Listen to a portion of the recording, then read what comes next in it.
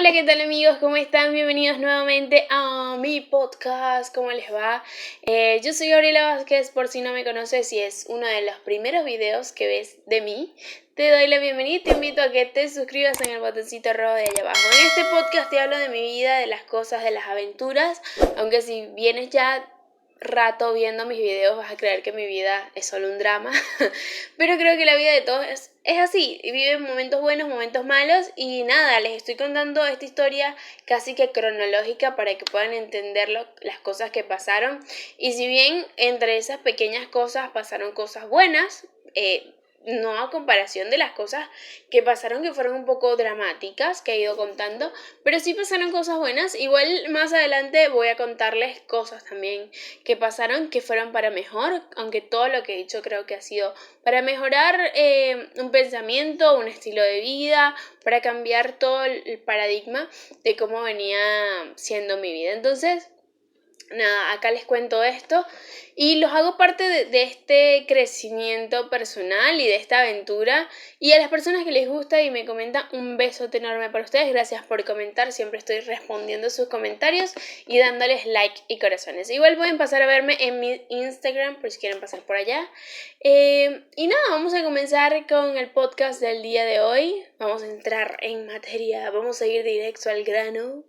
Y bueno, nada, hoy les voy a contar mi llegada a Argentina, a la hermosa Buenos Aires, y cómo se vive esa experiencia desde el punto de vista de alguien que migra. Porque sí, yo he visto varios videos de personas que migran y te dan ese shock cultural y todas estas expectativas versus realidad y cómo llegan acá y los lugares a los que vas llegando, a los que te enfrentas. Y bien, sí he contado en varias oportunidades mi comodidad al respecto de Argentina. Igual cuando llegamos la primera vez ya les he contado que venía con una gran depresión, que estaba trabajando en eso y me encerré en que yo podía manejarlo yo sola. Entonces cuando llegamos a Argentina, llegamos muy preocupados de cómo iba a ser la situación, dónde íbamos a llegar. No teníamos nada claro y somos y éramos una familia de hacer planes de vamos a llegar a tal lugar, vamos a hacer esto, vamos a hacer aquello y dependemos de esto y tenemos un plan A y un plan B y un plan C. Pero cuando llegamos a Argentina realmente ya no nos quedaba ni siquiera en plan A y estábamos en manos de Dios o en manos del universo, en lo que quieran creer, y nos dejamos llevar por el destino de lo que iba a suceder.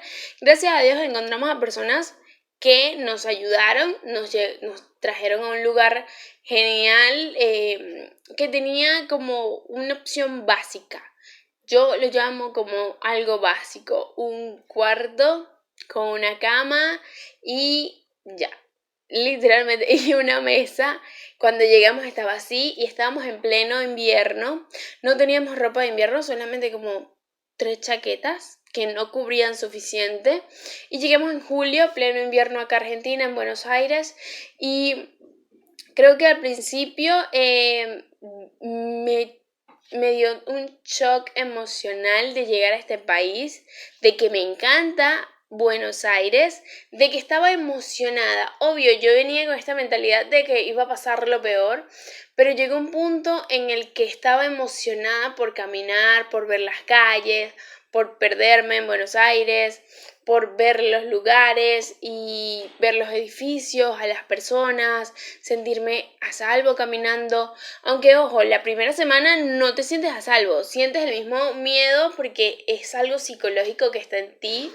Venir de un lugar tan peligroso y caminar por otro lugar, no te terminas de sentir a salvo. Creo que cargamos un solo celular para nosotros tres, para comunicarnos, y ese celular tampoco era un celular súper barato, que ni siquiera se encuentra aquí, que estaba a punto de morir en cualquier momento, y creo que ni siquiera sacábamos el celular en la calle porque nos daba miedo o sentíamos, no sé, que no era el lugar o que no era el momento, y caminamos por una de las calles más reconocidas donde pasaba mucha gente, donde todo el mundo se estaba tomando fotos. Entonces, la primera semana para mí particularmente fue ese shock de cultural a nivel visual de la ciudad, de verla tan bonita, de pasar este proceso de que no me sentí en ningún momento como mal vista en este aspecto de que, claro, cuando sales de Venezuela y has escuchado tantas cosas de la xenofobia, empiezas a creer que obviamente pasa en todo el mundo, pero no sabes si te va a tocar a ti o no te va a tocar a ti. Y en mi caso, hablaban muchas cosas buenas de Argentina y aún estaba ese miedo, ¿no? Ese miedo de que pudiera pasar algo. Pero a medida del tiempo en que vas caminando, vas escuchando y te das cuenta de que, por ejemplo, en Buenos Aires hay tantas personas de diferentes países que te puedes topar con cualquiera y no te vas a sentir como diferente. Entonces fue una de las cosas que al principio era como, wow, hay tantas personas de otros países que no te sientes como tan vulnerable al llegar a un lugar y sentirte como, ay, la extraña, como que te van a ver diferente, como que, ay, esa persona no es de aquí y la gente te mira extraño. No, creo que eso no llegó a pasarnos o yo no lo llegué a sentir porque son dos cosas muy diferentes. Entonces, esa primera etapa fue bastante impactante para, por ejemplo, para mí. Y otra cosa fue que cuando llegamos nos pusieron en contacto con una iglesia que literalmente queda enfrente de donde vivimos ahora. Entonces, nosotros veníamos de la cultura, por ejemplo, de Ciudad Guayana, que es de donde soy yo, donde las iglesias eran muy normales, las iglesias católicas, yo soy católica. Entonces, eran muy normales, una misa normalita, o tal vez una fiesta de la Virgen del Valle. Ay, el bululú de la gente afuera cantando, la gente que va y da flores, pero la misa en sí o el cura es como, están ahí, no haces una conexión directa de que conoces a los padres, de que vas, de que tienes un vínculo, ¿no?